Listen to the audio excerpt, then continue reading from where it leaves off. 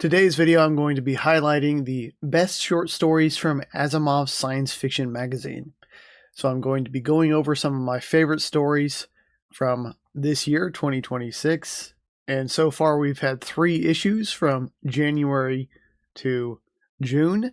So this is sort of a half-year roundup of Asimov's science fiction. Overall, we've had a lot of great stories this year, and definitely some recommended reading if you like short fiction and if you like science fiction. So let's get right into it.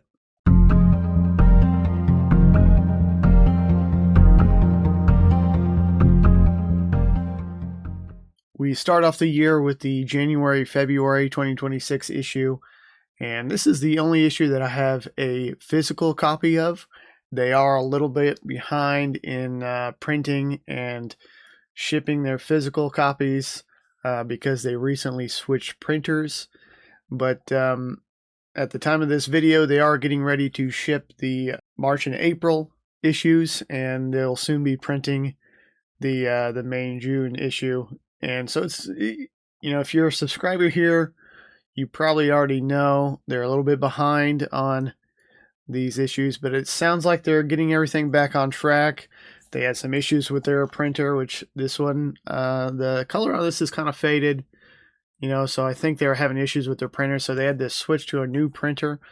But it kind of sounds like hopefully they'll be getting everything on a track soon. And so those physical-only subscribers will have to wait a little while. I do subscribe to both the physical and the digital versions. So the digital, of course, those get delivered on time every 2 months, and you can read those as soon as they get released. If you're physical only, you're going to have to wait a little while longer for those issues. So this first issue of the year overall was fantastic. Had some really good stories in it. Had a variety of different types of stories, different settings, different sci-fi concepts, all that sort of thing.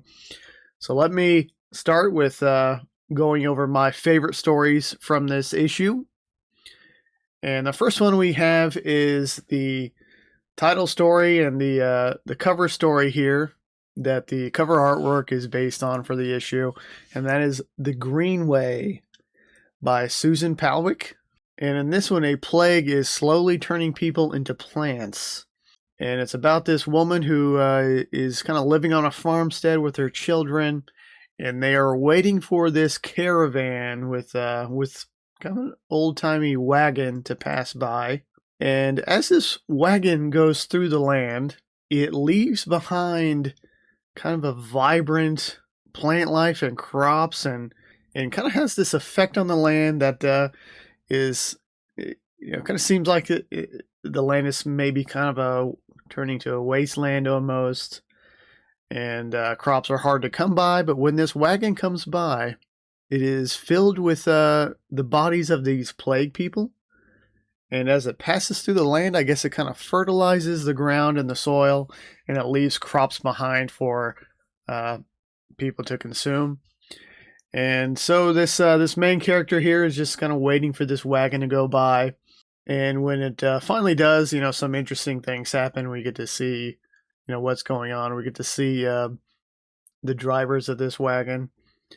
And it was a very interesting story, not kind of a concept that I haven't ever encountered before, but very enjoyable, and it was a recommended read. The second story that I really enjoyed was Eco Bomb by Alexander Jablokov. In this one, alien invaders bomb Earth with an eco-bomb of life that changes ecology on Earth over many years.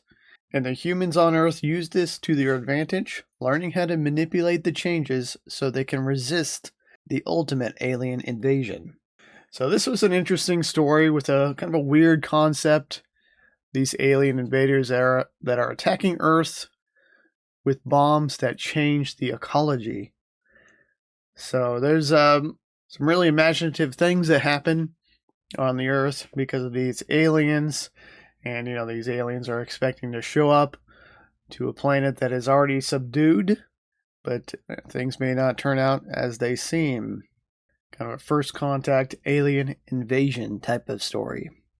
The next one was kind of a weird one. It is Replacement Theory by Jack Skillingstead. And this one's kind of got a conspiracy theory feel to it. A man sees monsters in the faces of everyone around him, including his girlfriend. And he has a hard time being around his girlfriend because he keeps seeing this monstrous face in place of her normal human face. And she's also having a hard time with this, with her boyfriend not being able to be around her. And he wonders if he is going crazy or has a brain tumor or, something weird, something, neurological problem is going on with him. Until partway through the story, he meets another person experiencing the same things. So there's some speculation in this story. The characters are speculating, have aliens replaced people and they're the only ones that can see them, or are they having a shared delusion? It was an interesting character-driven story, and it does have a bit of an ambiguous ending, so I don't think we ever really get for sure answers on what's going on. It's up to us to speculate. But it was definitely an enjoyable story and another recommended read. And the next story that I'd like to highlight is The Tourist by R.T. Esther. And this was a really, really good story. One of my favorites of all 3 issues so far. Really fantastic ideas going on here. And what happens here is a time-traveling tourist uses an organization called the Bank of Zero. And he is hoping to travel into the past to correct an event in the future. So this Bank of Zero exists to allow time travel tourists to travel to different destinations in time. And then afterwards, he is given an option of returning to a different splinter, is what they call it, one of his choosing. So they are able to choose different splinters in time. So a person could time travel to an event, make the changes, come back to the Bank of Zero, and then depending on the changes that kind of had a butterfly effect afterwards, he can choose a splinter to go into and live permanently. But all of these things are not free. This is an expensive service. And so this original man chooses the most expensive option given to him, the most expensive splinter. But then it turns out he doesn't have any money because he comes from a timeline where money and currency has been abolished completely. And so he's not able to choose the splinter that he wants and leave the Bank of Zero. So he's given an option by the Bank of Zero to leave this, they call it a port, so kind of like a time travel port. He's given the option to leave and make money by any means necessary. They don't ask questions, sort of thing, as long as you have the money for them. And they have this system of exchanging goods where a person can bring an item, an object, and then he can present it to this kind of auction exchange, and another person from another timeline will buy this item. And that's how this guy makes money. And he starts with like the smallest objects, like a pencil, and then he'll trade that up for something a little bit bigger, and then something a little bit bigger from there. He ends up with like a car, and he trades that. And he also goes to other timelines, and he steals, artwork and things like that gets him a lot of money. So there's this really fascinating kind of exchange auction system that the Bank of Zero uses in order to kind of produce its own economy. And then, this man can use this money he created to travel to whatever splinter in time that he wants.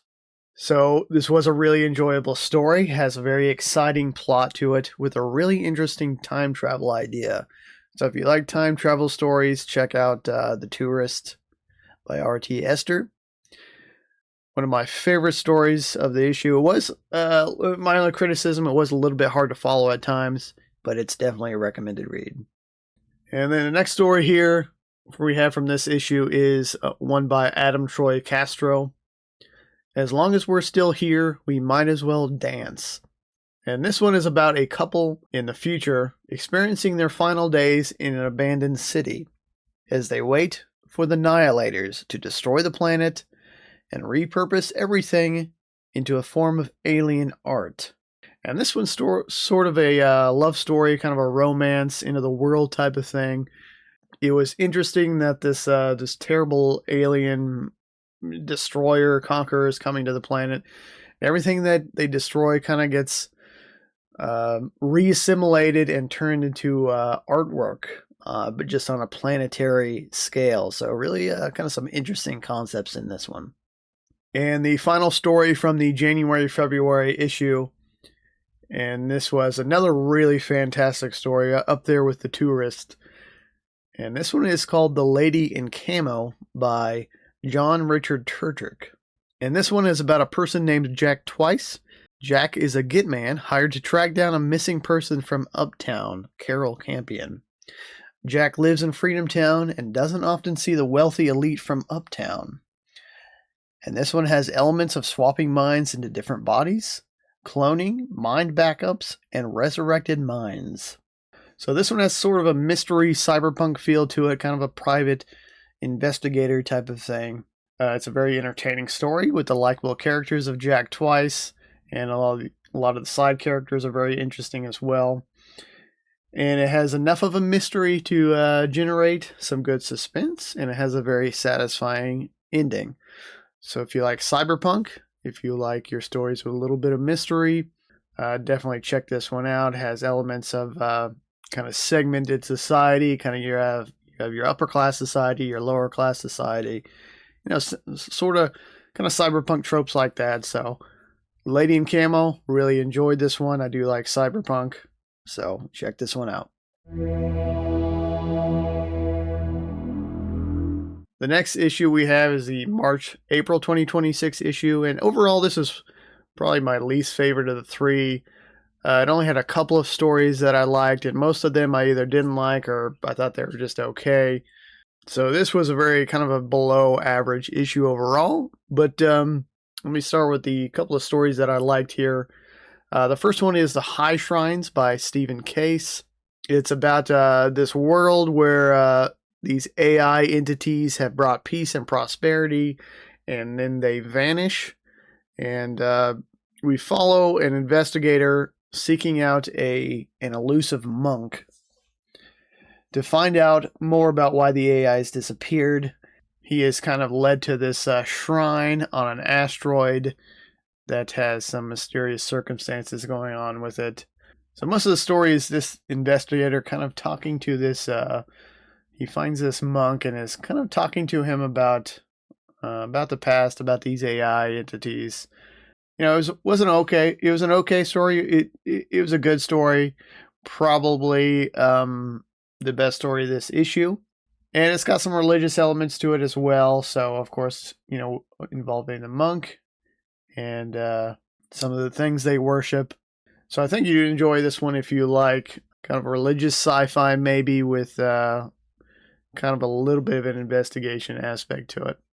And the next story that I enjoyed from this issue was called How Else by David Ebenbach. And this is a story about a device that lets people experience an alternate reality of themselves for 10 minutes at a time. And so what happens is this main character goes to kind of like a salon, kind of like maybe like I saw it kind of like a dentist's office. You go in and sit down on this chair, you get a device put on your head, and then you are allowed to experience an alternate reality version of yourself for 10 minutes, kind of like a what if scenario. What if you had made this choice, a different choice, in your past, if you didn't marry the person you did, or you didn't choose a career path that you did, or whatever, some kind of choice in the past that perhaps you made differently and went into an alternate reality. And this one is, it was interesting. It turns into this, if you've seen the movie Inception, kind of like that concept of this person going deeper and deeper into these alternate reality versions of herself, because they're all kind of at the same place at the same time, sitting in this chair, experiencing 10 minutes of each other's alternate selves that all happen to be doing the same thing. So anyway, this was kind of a fun story with an interesting sci-fi device in the plot. So it was another recommended read and one of the few good stories from this March-April issue. And next we are on to the May-June 2026 issue. And overall, this was another great issue. Had some really fantastic stories in it. And even some of the nonfiction. So Asimovs usually have a couple, 2 or 3 kind of nonfiction articles in it. One of them's by Robert Silverberg, always talking about, kind of his history of science fiction and things like that. So they do have some nonfiction articles in each issue. And one of them in particular really stood out to me.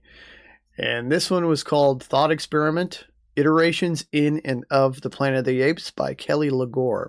So this article is a great overview of the book The Planet of the Apes, and also involving a short history of the film franchise. So if you're a fan of Planet of the Apes, that was originally a science fiction book, later adapted into the movie and expanded into a rather large franchise now with, we have movies still coming out from the 60s all the way up to today. So really interesting history of the Planet of the Apes in this article. If you like movies, if you like Planet of the Apes, I definitely recommend you going and checking out this article for sure. And the first story of this issue that I really enjoyed was Betsy Aoki's The Language of Machines.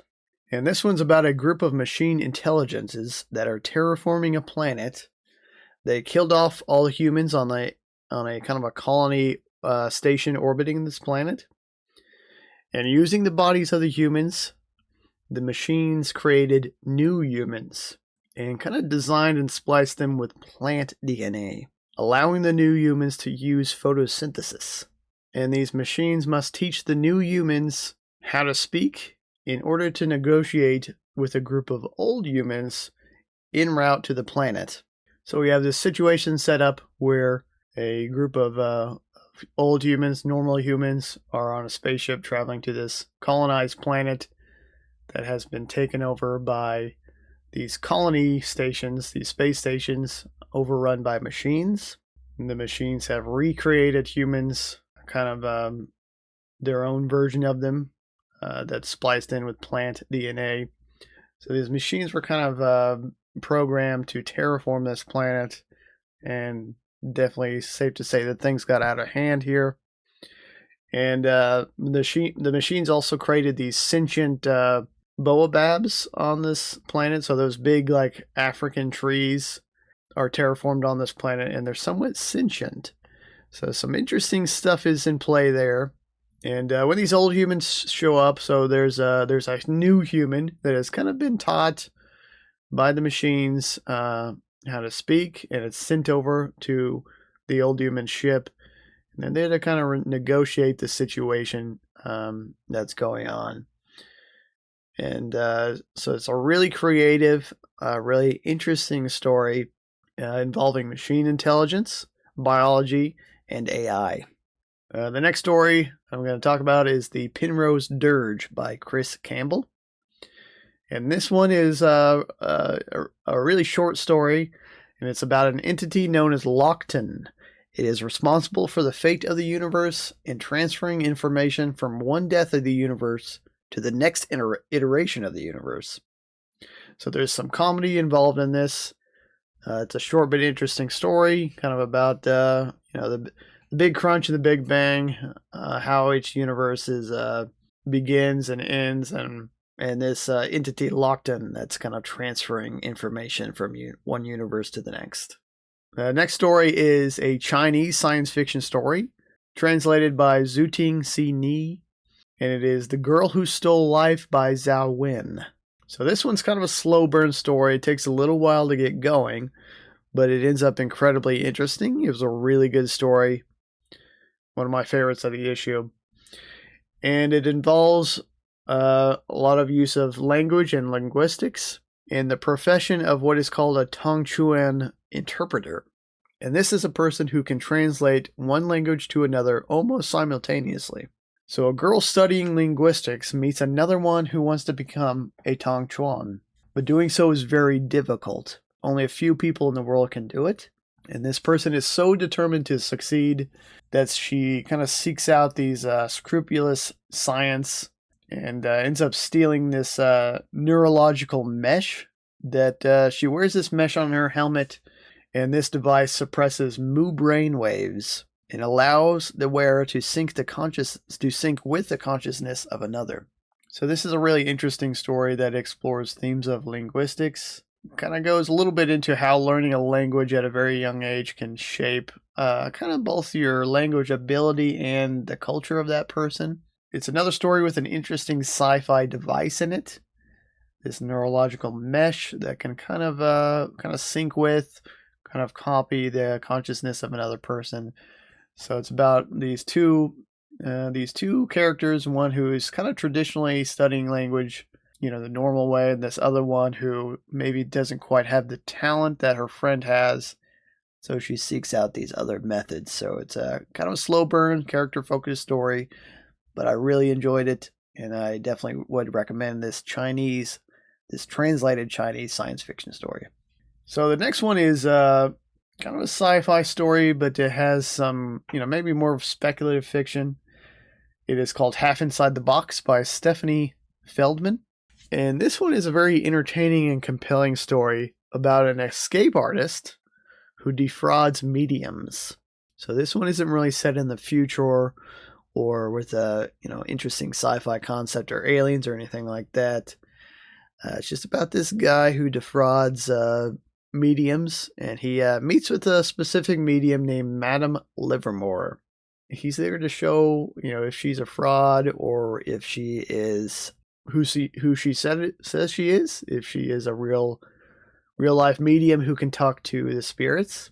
So it's a person who claims that she can talk to spirits, but there may be some other abilities here at play, and we learn some more mysteries as we go along about the escape artist himself, about this Madame Livermore, and their lives kind of commingle and conflict with each other in many ways. So this is a good character-focused story. Maybe some kind of telepathy involved in here if you like that sort of story. Not your typical science fiction, but still, I really enjoyed it. If you like magic and illusions and things like that, I think you'll enjoy this story. It was definitely a fun story and one that I was glad to have read. And the last story on this list and of this issue, and this is also the longest story of any that I have read this year so far in Asimov's, and it is called Hot by Cecilia Holland. So Cecilia Holland is also a historical fiction writer. I wasn't aware. I've read some of her historical fiction. I liked them. I wasn't aware that she was also a sci-fi writer. Sometimes she has one novel, and then she has this short story. Now she's, this is very much later in her career, so I think she's near retirement age. But this is a story set around the effects of climate change. Hence the name Hot. And it tells a story set in the future where Earth is seeing these extreme effects of climate change. A heat wave in Northern California kills a large number of people, and then coupled with power outages, lack of gas and supplies, kind of this giant migration of people suddenly happens. And starting from there, we get the viewpoint of a young girl who's kind of abandoned by her family as they leave the house and migrate to a different part of California. And she's left to survive on her own at home because she doesn't want to join them, and they kind of abandon her. And the story becomes kind of a post-apocalyptic scenario dealing with these extreme heat, food and water shortages, conflict with other people. And it's just about this young girl trying to survive this really extreme scenario. The heat is so bad that if you stay out, too long, you'll die of, heat exhaustion, heat stroke sort of thing. And, she has to find water and food, and it's, kind of a survival story. It was a good story. I really enjoyed it, but I thought it was somewhat of an implausible premise, just because it's like one heat wave happens and then the whole town migrates to somewhere else. I didn't really seem like it would happen that quickly. I could definitely see people migrating over time to different areas, but not just all of a sudden. But that's kind of the premise that we get in this story. And, the story of this young girl trying to survive was compelling, and I did enjoy it. Kind of like if you've read The Road, kind of feels like that at times.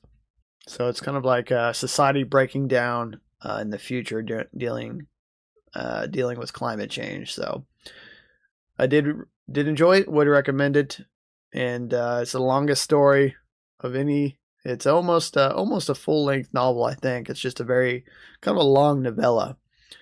But yeah, I did enjoy that one and would recommend it. All right, so those are the best sci-fi short stories that I've read so far this year from Asimov Science Fiction Magazine.